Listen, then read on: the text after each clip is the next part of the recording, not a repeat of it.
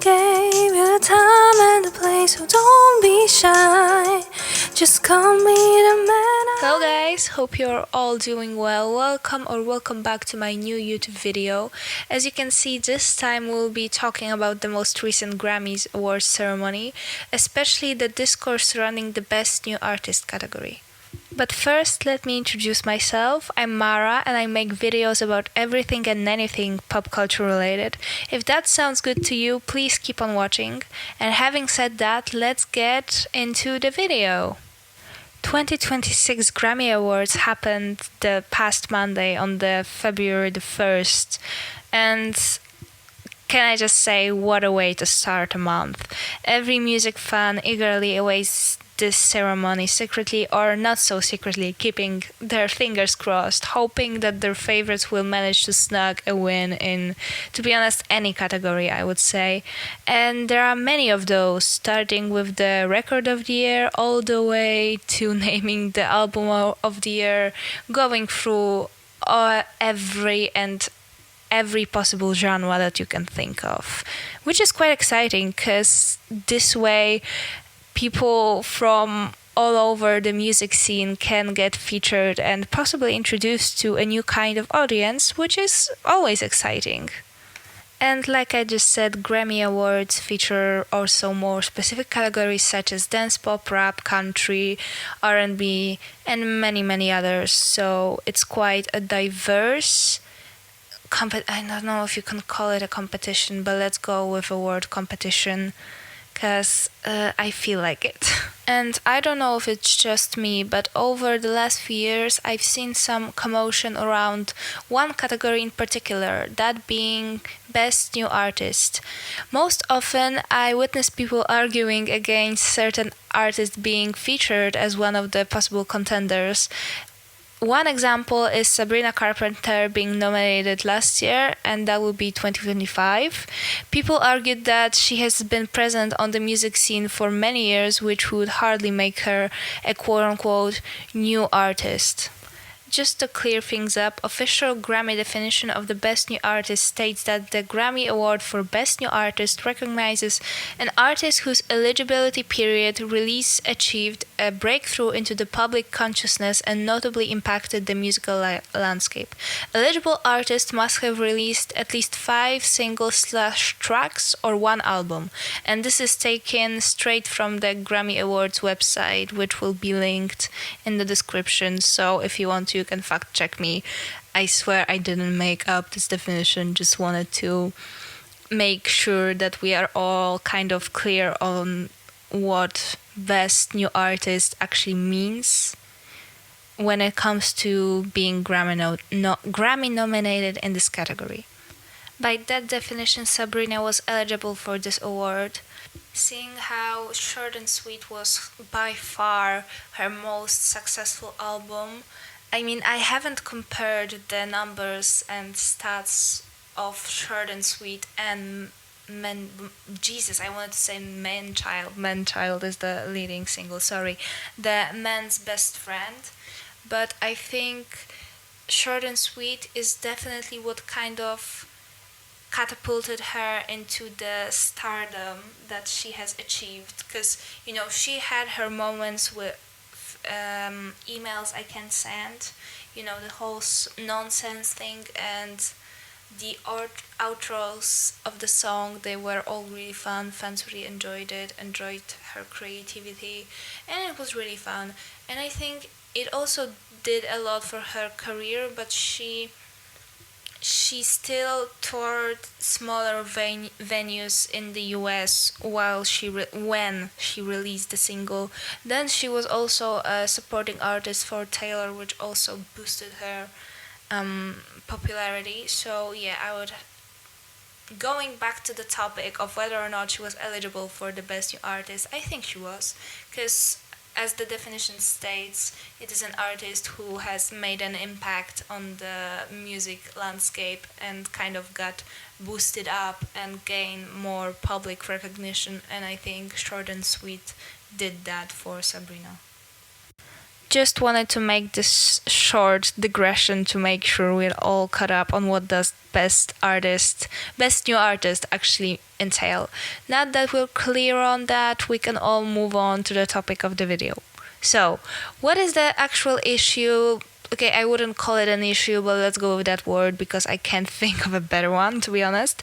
Some fans of some artists have an issue with the current winner, Olivia Dean. My opinion on this, I'm extremely happy for her and I think that she deserves this win. Let's be honest. Two of her songs, mainly Men I Need and So Easy to Fall in Love, were inescapable for months now. Like, come on, they literally ruled the world of Instagram Reels and TikTok videos.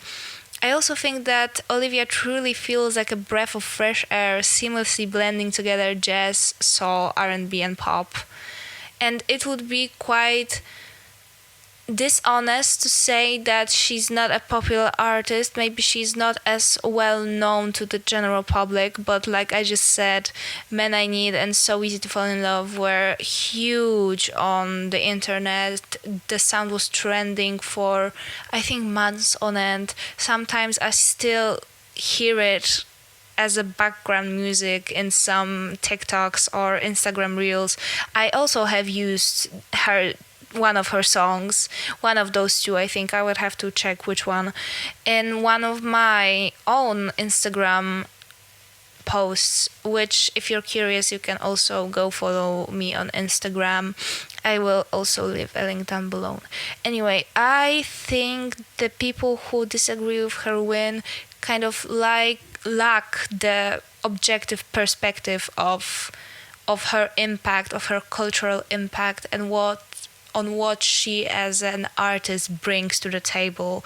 Because I like I said, I think she's a breath of fresh air. She's there's no one like her right now, and I think she's just like a little ray of sunshine. When I watched her performance at the Grammys, she just seemed so happy and so excited to actually be on stage and perform in front of these people. I know that most artists probably feel this way because that is the ultimate goal, to get on stage. Well, maybe not for every artist, but I think at some point when you're a singer and an artist and a songwriter, you want to get on stage and share the things that you created with people who relate to it or just enjoy it simply. So I think there's that, and she looked really excited. Her performance was seamless. I think my favorite from all of the nominees.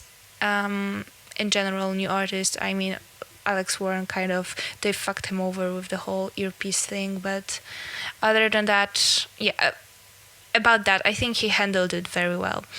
So yeah, that is my opinion on Olivia Dean's win. Sorry.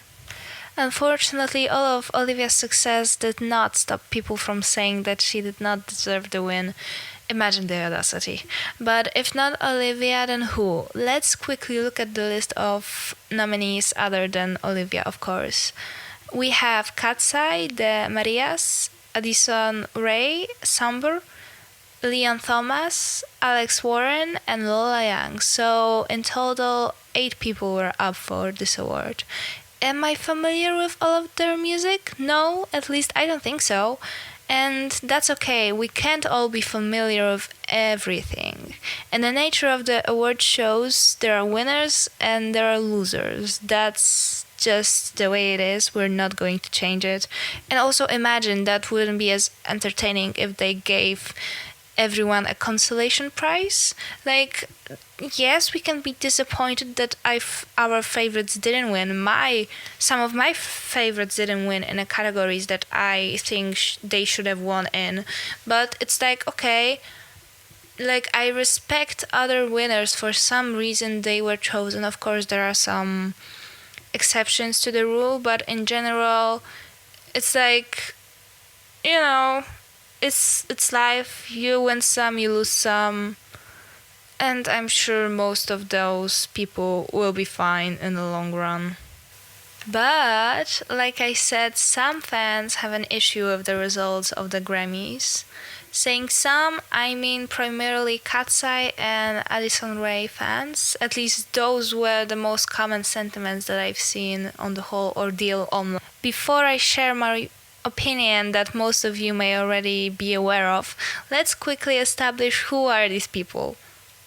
Starting with the girl group KATSEYE, it is a 6-member group under American label Geffen Records and Hype Entertainment. I hope I pronounce those right.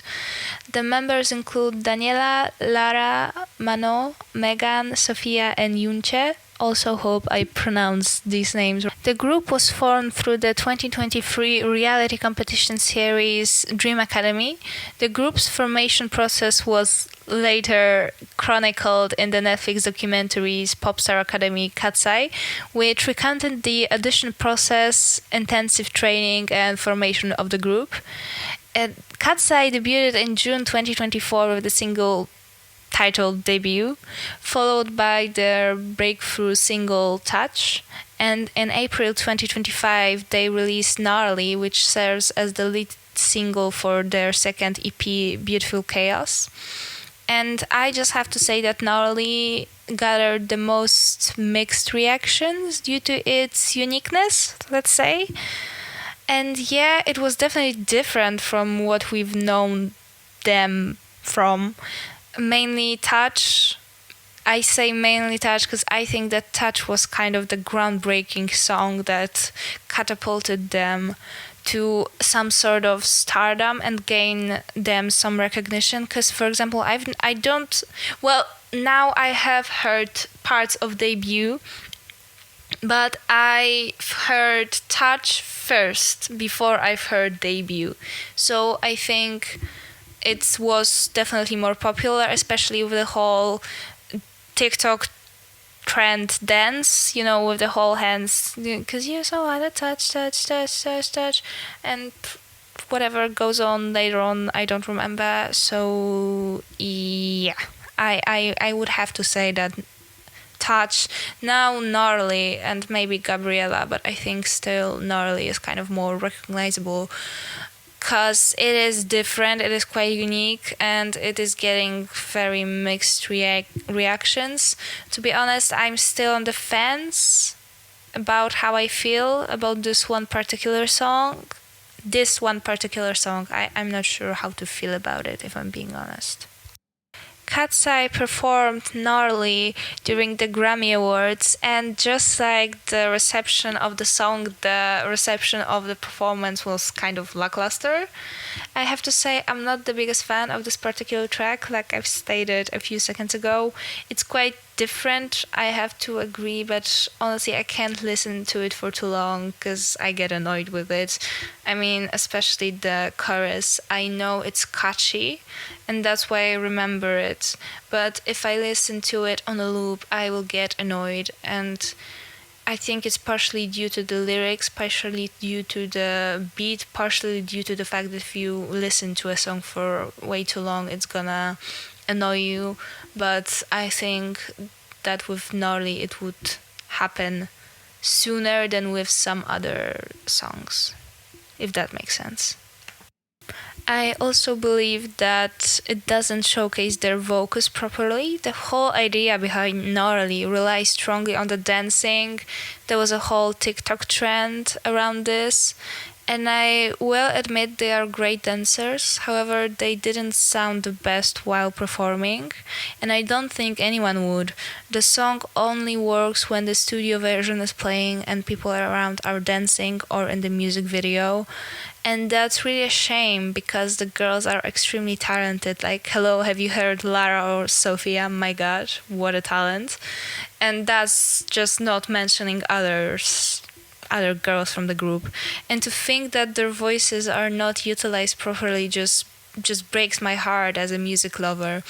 And they cannot base their whole career on being a TikTok trend. I mean, they can, but from the marketing standpoint and generally from the industry standpoint, it's not viable, not in the long run anyway. Yeah, it guarantees a short-term massive boost, but leaves your reputation damaged. And as we have seen, shrugging off the TikTok star label is really, really difficult, because people kind of put you in a box with other people who are only famous on TikTok and make TikTok music, and then you are not taken seriously as an artist. And I feel like the girls really want to make something meaningful, and they want to make an impact on the industry and the girl group world as a whole. And I think they have the they have the opportunity. What I mean is that they have all the key factors to make it happen. They are great dancers, they can sing, they look great together. In general, that they look great because they are very pretty girls. So they should be given the material to actually turn that into a success, because I think that's very possible. Even if you look at the jean ad, their Gap jeans ad, it was very successful due to its dancing. Also, I think a part of it was obviously the dancing. The other part was that it was released very closely to the Sydney Sweeney jean ad, and we all know how that went. Very horribly wrong. So yeah, but I think that it's just a shame that Gnarly is kind of what pushed them into the kind of gave them the global recognition, in a sense that people know who they are, just because they are the girls from Gnarly, and I don't think Gnarly represents them as artists properly, and that's something that their label should think about before releasing their new projects. And that's why I believe that KATSEYE are not ready for the Grammy. They have some more time to figure out what kind of music they want to make. Also, their newest single, Internet Girl, was poorly received by the public. I personally think that if they work on incorporating more of their vocals into the song and maybe lay off a choreography for a bit, eventually they will get their Grammy. Because, like I said, their dancing is great, their stage presence is great, they have all of the confidence. But like the Internet Girl and Gnarly is just not it. I understand why Gnarly might have been released. It was kind of a shock to the public as something that we haven't seen for a long time, if ever. But I think their label and the girls were kind of seeking the virality of Gnarly with the Internet Girl, and I don't think you can not organically produce that again, because releasing something that's supposed to resemble Gnarly so closely is not gonna give the public the same shock reaction and won't create the same viral factor that Gnarly did, because it's kind of like a Gnarly redo in a sense, if you know what I mean.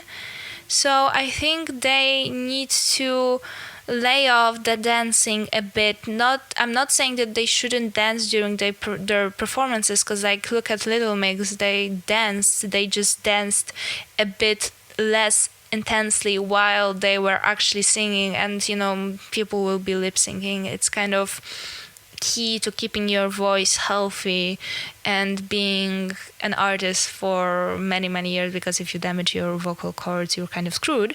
But I think they can do like dance breaks, maybe like Tate McRae does, because she obviously also dances. She's a trained dancer, so it's kind of her brand. But she lays off of more harder moves for the sake of actually singing, and then she gives it her all while she has the dance break. And I think it is a great idea to kind of balance and not entirely give up on the idea of dancing on stage. Yeah, you just give them a moment to shine vocally, and I think in a few years, if they manage to figure it out and play their cards correctly, we will see them as one of the Grammy winners, because I think they have huge potential. Now, onto Addison Rae. Addison Rae is an American singer, actress, and social media personality. She joined TikTok in 2019, becoming one of the platform's most followed creators. creators, sorry. She released her debut single Obsessed in 2021 and followed with her debut EP R in 2023. Yeah, sorry, I just got confused with the title for a second. Anyway, in 2024, she signed with Columbia Records and released her first major label single, Diet Pepsi, which received critical praise, and was certified platinum by the Recording Industry Association of America. It also marked her first entry on the US Billboard Hot 100, and it was very popular on TikTok. Let's not ignore that. There has been a whole trend with people using the sound for their Instagram Reels, TikToks, and they also probably made like dances to it. I just don't think there was like a one leading dance like there was for Gnarly, because Gnarly was people were learning the actual dance from the music video. I don't think that there was like a trendy dance to Diet Pepsi, but I might be wrong. But I think I would have seen it because I'm chronically online like that. And the single preceded her debut studio album Addison that was released in 2025, which debuted at number 4 on the Billboard 200 and earned critical acclaim just like Diet Pepsi did. And like I said before, Addison's songs gained popularity over the last few years mainly due to its vibe, which many, myself included, enjoy. Some enjoy it very much, which fair enough. And just like KATSEYE, Addison also performed her song Fame is a Gun at this year's ceremony. And just like KATSEYE, her performance was met with mixed reactions. Her vocals were not as strong, and her breath control also still requires some work. And unfortunately, and those were the two main criticisms, and I would have to agree with them. I think Addison also needs some more time to improve for her to win this award or any award for that matter. I'm not saying that she's horrible, because that would be a lie. I think she also has a lot of potential.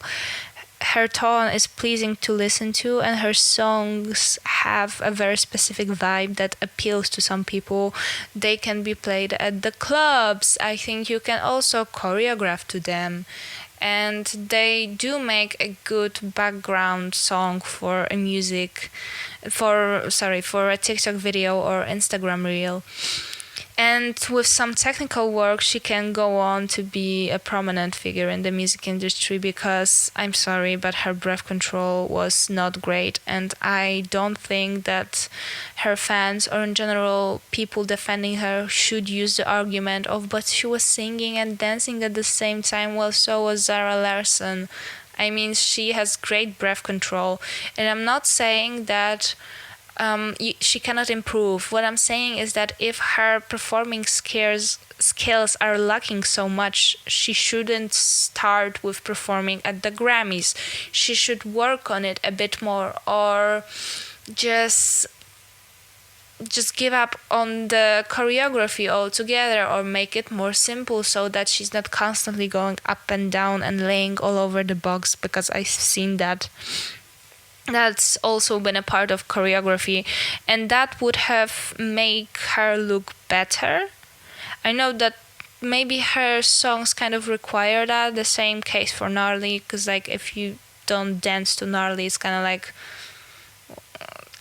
what you are even looking at and listening to, because there's not much to listen to. There are not a lot of lyrics, so you have to have great visuals for that.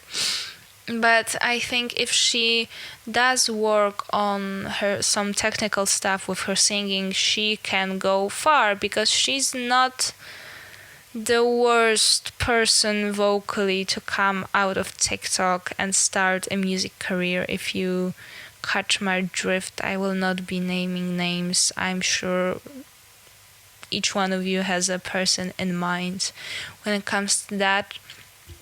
And I think for Addison, another thing is that the TikTok label still is not shaken off. And here I also cannot agree with her defenders saying that, oh, people are hating and criticizing her performance only because she started on TikTok. No, I don't think. I think in some cases it might be the reason, but objectively her performance was not good. Her singing was not good. She had trouble hearing the notes, and her reading was really off. Those are objective facts. You cannot disagree with that if you listen to her performance.